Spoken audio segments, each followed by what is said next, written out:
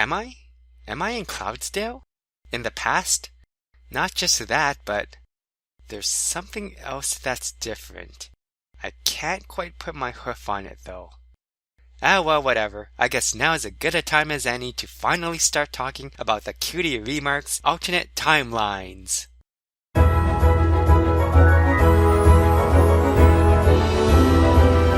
Now, let's talk about the Season 5 finale, the Cutie Remark. More specifically, let's take a look at each of the various alternate timelines presented in this finale and figure out just how each of them came to be. I've seen many others simply chalk it all up to the butterfly effect and leave it at that, but I'm going to try and go into it a bit more detail than that. Diving right in, let's start with the first alternate timeline, the King Sombra timeline. In order for this timeline to make sense, we have to assume that Nightmare Moon, Discord, and Queen Chrysalis were all defeated. After all, Princess Celestia is still in power and leading the charge against King Sombra. Well, what's different here? Let's focus on the main 6 and see how things worked out here compared to the main timeline. First of all, it's made pretty clear that Applejack eventually went back to Sweet Apple Acres and got her cutie mark. We only see Fluttershy and Rarity for a brief moment and their cutie marks have been covered up, but I think based on the task they were assigned, it's safe to assume that they got their respective cutie marks as well. Let's just say that the only thing stopping the Sonic Rain Boom actually did was make the main 6 get their cutie marks later and at different times. Out of the main 6, only Applejack and Rarity actually grew up in Ponyville, so it makes sense that Applejack would only recognize Rarity's name even if one of the others was living in Ponyville. Pinkie Pie knows every single pony in Ponyville because she's friends with every pony, so by that logic, Pinkie Pie never moved to Ponyville. Neither did Twilight, by the way. Rainbow Dash and Fluttershy, on the other hand, are a different story. First of all, why did Rainbow Dash move to Ponyville in the first place? To be with her friend Fluttershy? Because there was a job opening there? As long as we don't know the reason, we can't say for sure whether or not she moved to Ponyville in this new timeline. As for Fluttershy, it's still plausible that the memory of the animals alone would convince her to try moving to Ponyville after eventually getting her cutie mark. As for why Applejack doesn't recognize her name, come on, Fluttershy's practically living like a hermit, and without Pinkie Pie there, I doubt any pony would know her name. So we have Pinkie Pie fulfilling her destiny of making other ponies smile somewhere else in Equestria. We have Twilight Sparkle still living in Canterlot, and we have the other 4 living in Ponyville. So what happened when Nightmare Moon returned? Well, most likely without any potential element bearers, Celestia would have to use the elements of harmony herself to banish her sister back to the moon. Discord was never released because the elements were still with Celestia and thus the connection was never broken. Either that or Celestia used the elements of harmony again. I thought the spell we cast would keep him contained forever. But since Luna and I are no longer connected to the elements, the spell has been broken. When the time came, Celestia herself returned the elements back to the Tree of Harmony, because there was no personal student to troll. This brings us to Queen Chrysalis. What about her? Well, one thing you have to remember is that Twilight Sparkle never moved to Ponyville. I made an episode earlier about how Twilight Sparkle Captain Kirk the Impossible entrance exam, and how even had she failed the exam, she would have been accepted anyway as an ordinary student. Well, even if you don't subscribe to that particular theory, she's still most likely to still be in Canterlot, which meant she would have met the fake Princess Cadance sooner, which meant she would have suspected and accused Chrysalis earlier, which meant almost everything that happened in a Canterlot wedding happened sooner in the timeline.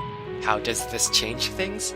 Well, the only reason why Chrysalis defeated Celestia was because she was stealing the love that Shining Armor had for Cadance. So if Twilight found and freed Cadance sooner and revealed Chrysalis as an imposter sooner, then this particular little duel would have ended very differently.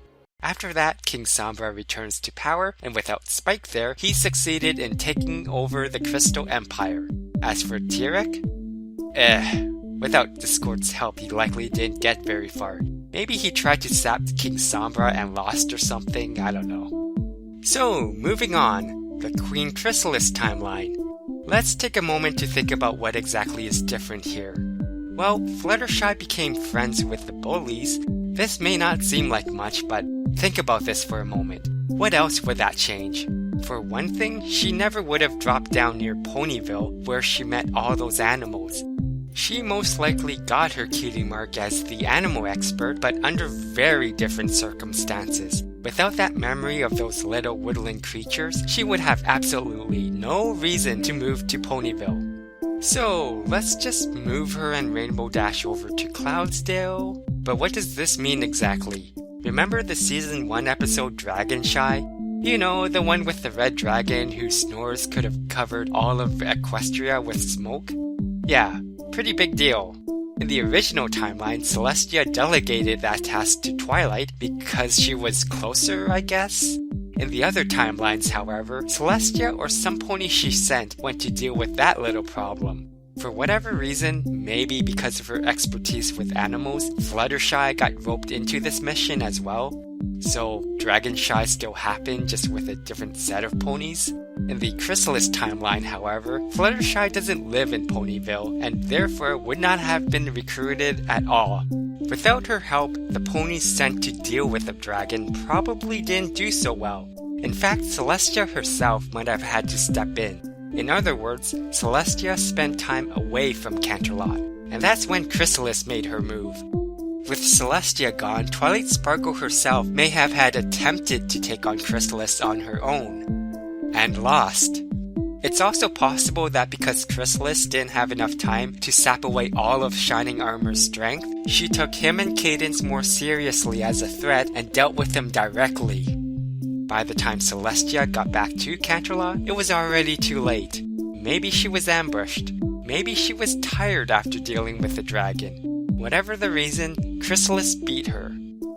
Oh, one more thing about Discord Seeds. Remember, in this new Chrysalis timeline, there would be a whole bunch of ponies living in the Everfree Forest with Zecora. They would be like her family. Her responsibility. In the original timeline, when the Everfree Forest went wild, Zecora just packed her things and left. After all, it was just her living there, right? In the Chrysalis timeline, however, things are a bit different. The Everfree Forest would be the only place in Equestria safe from the changelings. Zecora would have been extra motivated to ensure that her family still had a place to call home. She would have the right magical expertise to journey to the abandoned castle of the two sisters, retrieve the elements of harmony, and return them to the Tree of Harmony. That's why Discord Seeds are no longer affecting the Everfree Forest in this timeline. Finally, we have the most interesting butterfly effect of them all, the Nightmare Moon timeline. In the previous two timelines, Celestia defeated her sister again using the elements of harmony. What's different this time? One pony is different this time, and her name is Rainbow Dash, aka the Queen Maker. In this new timeline, Rainbow Dash got distracted by the fight between Twilight and Starlight. In other words, a fight between an alicorn and a non-alicorn. She saw with her own two eyes a non-alicorn going hoof to hoof against an alicorn. The more important thing, though, is what happened afterwards. Is it possible she became friends with those two bullies? They just saw something amazing. Maybe they bonded over that one single event. If that's true and they actually became friends, then those two bullies could have been a bad influence on Rainbow Dash. This new Rainbow Dash, when presented with the opportunity to join the Shadow Bolts. In this timeline, she joined them. Having Rainbow Dash on her side could have been enough to tip the balance in Nightmare Moon's favor and allowed her to achieve victory against Celestia. Now, if banishing Luna to the moon wasn't enough to break the connection to the elements of harmony, then banishing Celestia to the moon shouldn't be enough either. Since the elements are still technically connected to the two sisters, Discord was never released. The elements, however, are still hidden within the castle of the two sisters, right underneath Nightmare Moon's very nose. Due to Rainbow Dash's interference, Celestia never reached the elements in time to defeat Nightmare Moon. Since the elements remain hidden, Discord seeds took root and caused the Everfree Forest to expand and take over all of Equestria. The majority of Equestria's population were taken out by Everfree Forest's most dangerous monsters while the surviving ponies holed up in Nightmare Moon's castle. King Sombra returned, took one look at Equestria's current state, and decided not to have anything to do with that. Seriously, why do so many people think that this timeline's better than the original? The Everfree Forest has expanded to the point where any pony outside could get attacked by timberwolves at any moment. Also, no, they can't live in the wild like in the Chrysalis timeline. Discord seeds caused the forest to become too wild even for Zecora, and the only way to fix that problem is hidden away in Nightmare Moon's castle. Sure, Zecora may have tried to sneak into Nightmare Moon's castle, but I doubt she'd get very far. So, this right here? This is most likely the entirety of Equestria's population. Good job, Nightmare Moon. Good job. So, moving on, the Tirek timeline. What's different here? Well, actually this timeline is most similar to the first one, the King Sombra timeline. The difference is that Rainbow Dash was tripped instead of frozen in place with magic. Why should that make a difference? Well, if she were frozen in place, she'd have no real idea as to what was going on. The culprit would most likely have to have been a unicorn, but they're in Cloudsdale. No pony would believe her even if she tried to explain how she lost that race. Heck, I doubt she'd even believe herself and may eventually chalk it up to her nerves getting the best of her. Now, getting tripped by a Pegasus on the other hand, that's actually believable. Rainbow Dash would know for sure that she was cheated out of her victory. Who really knows just how different she became from General Rainbow Dash because of this? Whatever the case, she and her psyche is the key here to the army's strength and to Tirek's success. If this incident made her weaker, then the army became weaker overall, allowing Tirek the opportunity to pick them off one by one. If she became stronger, on the other hand, then the army became stronger, and King Sombra would be all the more tempted to accept Tirek's help. Then there's the Discord timeline. What happened here is that Rainbow Dash accidentally got zapped by Twilight. Notice, however, that this happened right after Rainbow Dash stuck up for Fluttershy. Now, think about this for a moment here. Which pony would be most likely to help out Rainbow Dash in this situation? The answer is Fluttershy. Fluttershy would have helped Rainbow Dash. Anyways, in this timeline, these two definitely bonded and became friends. Maybe they stayed in Cloudsdale. Maybe Rainbow Dash convinced Fluttershy to move to Ponyville with her? Personally, I think it's the latter. There's only two reasons why Fluttershy would move to Ponyville in the first place. One, because she remembered her animal friends, or two, because of her friendship with Rainbow Dash. This friendship between these two Pegasi could have actually been stronger than during Season 1 of the original timeline. Rainbow Dash would have more respect for Fluttershy and value her opinion a lot more. How does this help? Well, what if when Nightmare Moon returned, these two friends stepped in and acted as a mediator between Celestia and Luna? That's right, I'm proposing that Rainbow Dash and Fluttershy were able to step in and prevent either side from outright winning. Maybe Celestia and Luna actually mended their relationship without any need for the elements of harmony. Maybe Rainbow Dash and Fluttershy were able to convince Celestia not to banish Luna to the moon and force a stalemate between the two sisters. In either case, Celestia could have been convinced of Luna's redemption enough to attempt another redemption, namely, the redemption of Discord himself. Now where is Fluttershy? I believe she may know best how to begin reforming Discord. Fluttershy? Really? Yeah, it didn't exactly work out in this case though. Lastly, we have the Flim Flam Brothers timeline. Okay, I think I can explain this one. I think.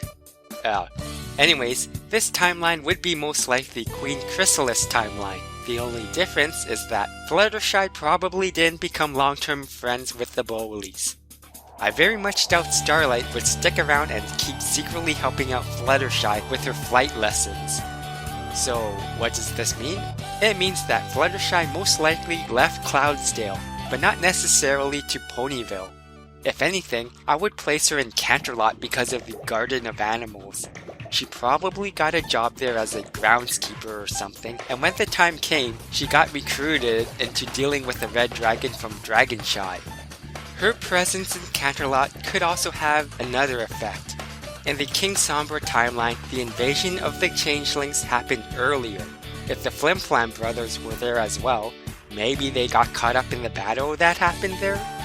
In this Flim Flam Brothers timeline, however, Fluttershy may have inadvertently saved them and allowed them to escape in the aftermath.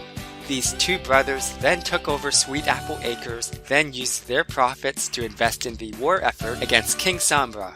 As a result, this. Last but not least, we have the Apocalypse timeline. Well, in this one, Rainbow Dash was not simply frozen in place. This time she was outright zapped by Starlight. For all we know, that attack could have outright injured Rainbow Dash. Again, this affects Rainbow Dash's psyche and her future performance as leader of Celestia's army. What does this mean? Depending on Rainbow Dash's performance in the war against King Sombra, either one side could have become desperate enough to take drastic measures to win the war. Maybe Celestia was captured? Maybe King Sombra was losing? Whatever the case, some pony had the bright idea of recruiting not only Tirek, but also Discord and Nightmare Moon. Heck, maybe one side decided to form an alliance with the remnants of Chrysalis' army. The results were not pretty at all. Interesting how in most of these timelines, it's Rainbow Dash who has the most influence in the outcomes of each timeline. In one timeline, she's the leader of Celestia's army. In another, she sided with Nightmare Moon and helped her win. In yet another, she and Fluttershy stepped in and reunited the two Alicorn sisters. Oh, and in the final timeline, she may or may not have doomed all of Equestria. So, what do you think? Could Rainbow Dash truly be the Queenmaker in all of these alternate timelines? Did Fluttershy's role in Dragonshy actually have much farther reaching consequences than we initially thought? Leave your comments below and let me know. Thanks for watching, and don't forget to hit that subscribe button while you're at it. Now, how do I get back to my own time? Oh, here we go.